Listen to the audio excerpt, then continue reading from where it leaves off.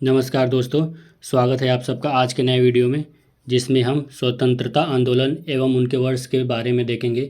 यह वीडियो का दूसरा पार्ट है। इसका पहला पार्ट इसी चैनल पर अपलोड कर दिया गया है। उसका लिंक मैं डिस्क्रिप्शन बॉक्स में प्रोवाइड कर दूंगा। आप लोग सबसे पहले उस वीडियो को देख लें, उसके बाद इस वीडियो को देखें, ताकि अच्छे से सारा लिंक हो जाए, आप लोगों को समझ में आए।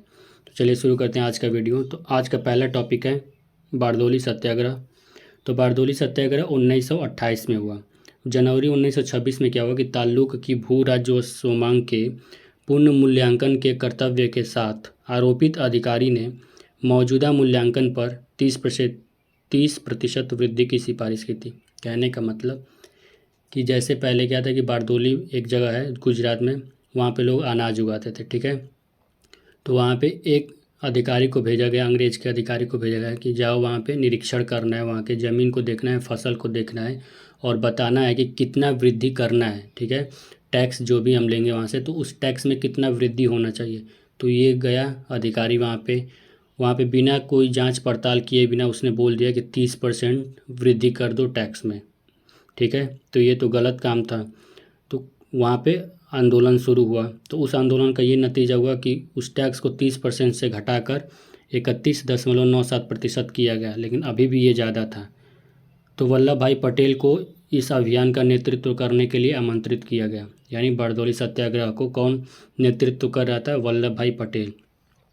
बहुत जद्दोजहद के बाद सरकार ने एक कमेटी बैठाई और उस कमेटी ने निरीक्षण किया सही से, और तब जाके एक फैसला आया कि 6.03% कर को कर देना चाहिए। यानी टैक्स को कितना कर देना चाहिए? 6.03%। 30% से 6.03% किया गया। अब वल्लभ भाई पटेल को यहाँ की महिलाओं ने, यानी बारदौली की महिलाओं ने ही सरदार का नाम दिया था। तभी से वल्लभ भाई पटेल को सरदार के नाम से भी जाना जाता है। अगला टॉपिक, साइमन कमीशन का बहिष्कार 1927। यानी 8 नवंबर 1927 को साइमन आयोग को यह सिफारिश करने के लिए नियुक्त किया गया था कि तुम जाओ भारत, ये देखो कि भारत आगे के संवैधानिक सुधारों के लिए तैयार है या नहीं, ठीक है। वो तो आ गया, चलो भाई आ गया, कोई बात नहीं। लेकिन उसमें बात ये था कि उसमें कोई भी भारतीय उपस्थित नहीं था। उनको ये देखना था कि भारत संविधान के लिए तैयार है कि नहीं, और उस कमीशन में कोई भारतीय है ही नहीं था, ठीक है। तो इस वजह से साइमन कमीशन का बहिष्कार किया गया। अब बहिष्कार करने के टाइम लाला लाजपत राय को पुलिस वालों ने लाठी से मार मार के वहीं पे मार डाला, ठीक है। तो उनकी मृत्यु कब हुई? साइमन कमीशन के बहिष्कार के दौरान ही 1928 में उनकी मृत्यु हो गई। अब उनका बदला लेने के लिए भगत सिंह और उनके साथियों ने, एक पुलिस अधिकारी था उसका नाम था सॉन्डर्स, उसकी हत्या कर दी।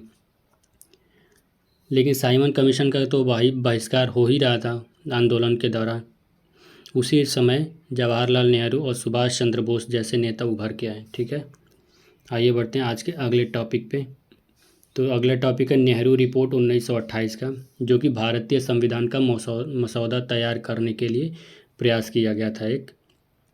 तो ब्रिटेन भारतीयों के अपने संविधान को बनाने के अधिकार को स्वीकार नहीं कर रहा था, ठीक है। ब्रिटेन नहीं चाहता था कि जो भारत वाले हैं वो खुद का संविधान बनाएं। तो दिसंबर 1927 में अपने मद्रास अधिवेशन में भारतीय राष्ट्रीय कांग्रेस ने साइमन कमीशन की स्थापना के जवाब में 2 बड़े फैसले किए, ठीक है। पहला फैसला ये था कि उन्होंने आयोग के साथ, यानी साइमन कमीशन के साथ कोई भी सहयोग नहीं करने का फैसला किया कि उनके साथ हमको कोई सहयोग नहीं करना है। इसने भारत के लिए एक संविधान का मसौदा तैयार करने के लिए सर्वदलीय सम्मेलन की स्थापना की। दूसरा पॉइंट है कि संविधान का मसौदा तैयार करने के लिए सर्वदलीय सम्मेलन की समिति का अध्यक्ष कौन बना था? तो मोतीलाल नेहरू। याद रखिएगा, वेरी वेरी इंपॉर्टेंट है कि अध्यक्ष बने थे मोतीलाल नेहरू, और उन्हीं के पुत्र थे जवाहरलाल नेहरू, जो कि सचिव के रूप में कार्य कर रहे थे। अब 1928 में समिति द्वारा प्रस्तुत की गई रिपोर्ट को नेहरू रिपोर्ट बोला जाता है, ठीक है। जो भी ये समिति ने एक रिपोर्ट बनाया और उसने उसी रिपोर्ट को बोला गया नेहरू रिपोर्ट, जो वास्तव में भारत के संविधान के लिए डोमिनियन स्थिति और सरकार के एक संघीय ढांचे के लिए अपील करने के लिए एक ज्ञापन दिया था। कहने का मतलब डोमिनियन स्थिति क्या है कि पूरा जितना भी भारत में जो भी प्रशासनिक कार्य होंगे, ठीक है, सिर्फ गवर्नर जनरल को छोड़ के जितने भी अधिकारी होंगे, ऑफिसर होंगे, वो सारे के सारे इंडियंस होंगे। ये किसने बोला था? कि नेहरू रिपोर्ट ने ये प्रस्तावना दिया था। लेकिन जाहिर सी बात है अंग्रेज़ों को ये पसंद नहीं आया, ठीक है, उन्होंने इसको रिजेक्ट कर दिया।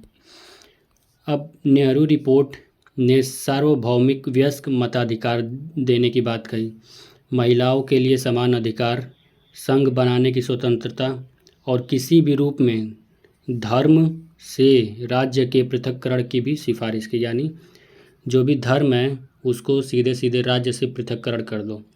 अब जवाहरलाल नेहरू के नेतृत्व में युवा कट्टरपंथी राष्ट्रवादियों को मोतीलाल नेहरू की नेहरू रिपोर्ट पर आपत्ति थी। उनका नारा था पूर्ण स्वराज, यानी नेहरू रिपोर्ट में बोला गया था डोमिनियन स्टेटस, लेकिन जवाहरलाल नेहरू और उनके कुछ साथियों को वो मंजूर नहीं था। इनको चाहिए था पूर्ण स्वतंत्रता, यानी हमको गवर्नर जनरल भी अंग्रेज़ों का नहीं चाहिए, हमको पूरा का पूरा सब कुछ इंडियंस चाहिए, ठीक है, उसको पूर्ण स्वतंत्रता एक तरह से आप लोग बोल सकते हैं। तो ये कौन बोल रहा था? जवाहरलाल नेहरू। अब पूर्ण स्वराज या पूर्ण स्वतंत्रता अभियान 1929 में लाहौर अधिवेशन में जवाहरलाल नेहरू को इंडियन नेशनल कांग्रेस का अध्यक्ष बनाया गया था। लाहौर अधिवेशन याद करिएगा, 1929 में लाहौर अधिवेशन हुआ था जिसमें जवाहरलाल नेहरू को उसका अध्यक्ष बनाया गया था। उन्होंने वहाँ पे पूर्ण स्वराज यानी पूर्ण स्वतंत्रता की घोषणा की। कांग्रेस ने खुद के लिए जो पहला काम तय किया था वह था पूरे देश में जनसभाओं का आयोजन करना, जिसमें 26 जनवरी को स्वतंत्रता संकल्प पढ़ा जाएगा और सामूहिक रूप से इसकी पुष्टि की जाएगी, ठीक है। अगला टॉपिक है सविनय अवज्ञा आंदोलन और दांडी मार्च। देखिए 1930 में शुरू होता है सविनय अवज्ञा आंदोलन, ठीक। कांग्रेस के लाहौर अधिवेशन 1929 ने करों का भुगतान न करने सहित सविनय अवज्ञा का कार्यक्रम शुरू करने के लिए एक समिति को अधिकृत किया, यानी सविनय अवज्ञा ने बोला कि कोई भी जितना भी टैक्स देना है कोई देगा नहीं, टैक्स अंग्रेज़ों को कोई भी टैक्स नहीं देगा। अब 6 अप्रैल 1930 को गांधी जी सविनय अवज्ञा आंदोलन का शुरुआत करते हैं नमक से। नमक काहे क्यों उन्होंने ऐसा लिया? क्योंकि नमक ही ऐसा है कि जो सबके घरों में होता है। सविनय अवज्ञा आंदोलन में खान अब्दुल गफ्फार खान के खुदाई खिदमतगारों ने जो रेड शर्ट्स के नाम से लोकप्रिय थे। अब खान अब्दुल गफ्फार खान कहाँ के थे? ये थे पाकिस्तान के, ठीक है। उनको क्या बोला जाता है कि फ्रंटियर ऑफ गांधी बोला जाता है, ठीक है। उनको रेड शर्ट्स के नाम से भी जाना जाता है। अत्यंत सक्रिय भूमिका निभाई। शहर कम से कम 1 सप्ताह तक जनता के नियंत्रण में रहा और गढ़वाली रेजिमेंट के सैनिकों ने पेशावर प्रदर्शनियों के निहत्थे भीड़ पर गोली चलाने का इनकार कर दिया। यानी सविनय अवज्ञा में गांधी जी ने जो भी बातें की थी वो तो हो ही रहा था, लेकिन पहले क्या था कि सैनिक जो थे वो अपने ही लोगों पे गोलियां चला देते थे। लेकिन सविनय अवज्ञा आंदोलन और दांडी मार्च के दौरान सैनिकों ने कोई भी गोली नहीं चलाई, ठीक है, अपने लोगों को नहीं मारा। यह पहली राष्ट्रवादी गतिविधि थी जिसमें महिलाओं ने बड़ी संख्या में भाग लिया। क्वेश्चन आ सकता है कि वह पहली राष्ट्रवादी गतिविधि कौन थी जिसमें महिलाओं ने सबसे बड़ी मात्रा में भाग लिया? तो वो था सविनय अवज्ञा आंदोलन। अब कमला देवी चट्टोपाध्याय ने गांधी को इस मुद्दे पर राजी किया था कि सविनय अवज्ञा आंदोलन में महिलाओं की भी भूमिका होनी चाहिए। यह नमक मार्च ही था जिसने अंग्रेज़ों को यह एहसास दिलाया कि उनका राज हमेशा के लिए नहीं रहने वाला है और उन्हें भारतीयों को कुछ शक्ति हस्तांतरित करनी ही होगी। अगर अंग्रेज़ चाहते हैं कि कुछ साल और बने रहें भारत में, तो कुछ न कुछ जो अधिकार है, ठीक है, जो शक्ति है, वो कुछ न कुछ भारतीयों को देनी ही होगी। अब आता है गांधी इरविन समझौता 1931 और गोलमेज सम्मेलन 1930 जो कि 1932 तक चला। अब अंग्रेज़ों ने भारत में संवैधानिक सुधारों पर चर्चा करने के लिए लंदन में गोलमेज सम्मेलन की एक श्रृंखला बुलाई, ठीक है। श्रृंखला में 3 था, गोलमेज सम्मेलन 1, 2, 3 ऐसे करके था। तो पहला जो गोलमेज सम्मेलन था उसमें गांधी जी ने पार्टिसिपेट नहीं किया था, यानी कांग्रेस के किसी मेंबर ने उसमें पार्टिसिपेट नहीं किया था, तो उसका नतीजा कुछ अच्छा नहीं निकल के आया। तो अंग्रेज़ों ने सोचा कि अब बिना कांग्रेस के लिए हम लोग इस जो भी गोलमेज सम्मेलन है उसको एक आगे तक नहीं ले जा सकते हैं, ठीक है। तो इस वजह से उन्होंने गांधी जी को अप्रोच किया कि गांधी जी आप दूसरे गोलमेज सम्मेलन में पार्टिसिपेट करिए। तो लंदन में दूसरे गोलमेज सम्मेलन से पहले 5 मार्च 1931 में लंदन में दूसरे गोलमेज सम्मेलन से पहले वार्ता हुई। किस किस के बीच में? लॉर्ड इरविन और महात्मा गांधी के बीच में एक समझौता हुआ। लॉर्ड इरविन ने बोला कि मेरी कुछ बातें आप मान लीजिए, मैं आपकी कुछ बातें मान लूँगा, ठीक है। तो इसी को क्या बोला जाए? गांधी इरविन समझौता। अब कांग्रेस के तत्कालिक अध्यक्ष जो उस समय थे सरदार वल्लभ भाई पटेल, उन्होंने ही गांधी जी को भारतीय राष्ट्रीय कांग्रेस की ओर से लॉर्ड इरविन के साथ बातचीत करने के लिए अधिकृत किया था। अब ये गांधी इरविन समझौता क्या है? तो गांधी इरविन समझौते के प्रावधान क्या थे कि गोलमेज सम्मेलन में भारतीय राष्ट्रीय कांग्रेस यानी आईएनसी की भागीदारी होगी, ठीक है। अब दूसरा ये था कि जो सविनय अवज्ञा आंदोलन शुरू हुआ था उसको आप लोग ख़त्म कर देंगे। ये कौन बोल रहा है अभी?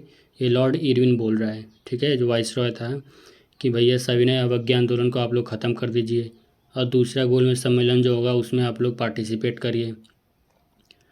कांग्रेस की गतिविधियों पर अंकुश लगाने वाले अध्यादेशों को निरस्त करना, ठीक है। हिंसा में शामिल लोगों को छोड़कर व्यक्तियों के मुकदमे वापस लेने के लिए, यानी जो भी साइमन कमीशन आया था उस समय जो भी महादंड प्रचंड जो भी हुआ था वहाँ पे, जो भी लोग मारे पीटे गए थे या जो भी यहाँ से अंग्रेज़ों को मारे थे, उन लोगों को छोड़कर, ठीक है, बाकी लोगों को मुकदमे से हटा दिया जाएगा। अब यहीं पे भगत सिंह की भी बात आती है, ठीक है। अगर गांधी जी चाहते तो यहाँ से कुछ कर सकते थे भगत सिंह के लिए। उन्होंने बोला था कि खैर भगत सिंह को भी वहाँ से आप लोग हटा दीजिए, मुकदमे से उनको भी हटा दीजिए, तो अंग्रेज़ों ने ऐसा मानने से इनकार कर दिया था। अब सविनय अवज्ञा आंदोलन के दौरान गिरफ्तार किए गए कैदियों की रिहाई, ठीक है, और नमक कर को हटाना। नमक पर जो टैक्स लगता था, अंग्रेज़ क्या करते थे, नमक पर भी टैक्स लगा देते थे, तो उस टैक्स को हटाने के लिए गांधी जी ने बात किया था। अब गांधी इरविन समझौता का परिणाम क्या होता है, यानी इसका रिजल्ट क्या हुआ था? तो इस समझौते ने भारत सरकार अधिनियम 1935 के लिए मार्ग तैयार कर दिया। अब सितंबर 1931 में आयोजित दूसरे सम्मेलन में कांग्रेस वर्किंग कमेटी यानी कांग्रेस के सदस्यों ने क्या किया? भाग लिया, ठीक है। यानी दूसरा गोलमेज सम्मेलन में कांग्रेस ने भाग लिया। याद रखिएगा, पेपर में आ जाएगा कि पहले गोलमेज सम्मेलन में कांग्रेस ने भाग लिया या दूसरे में या तीसरे में, तो सिर्फ और सिर्फ दूसरे में भाग लिया है, न पहले में लिया है न तीसरे में लिया है। अब शांतिपूर्ण विरोध को प्रतिबंधित करने वाले सभी अध्यादेशों को रद्द कर दिया गया। सविनय अवज्ञा आंदोलन के तहत जेल में बंद नेताओं को रिहा कर दिया गया और उनकी जब्त संपत्ति वापस कर दी गई। अब भारतीय समुद्री तटों पर उत्पादित स्वदेशी नमक के व्यापार का प्रतिबंध भी हटा दिया गया, ठीक है। यानी अब टैक्स नहीं लगेगा और जो भी नमक अपना प्रोड्यूस करना चाहे, वहाँ पे उत्पादन करना चाहे, वो कर सकता था। अगला पॉइंट आ जाता है सांप्रदायिक पुरस्कार 1932। अब 16 अगस्त 1932 को ब्रिटिश का प्रधानमंत्री था रामसे मैकडोनाल्ड।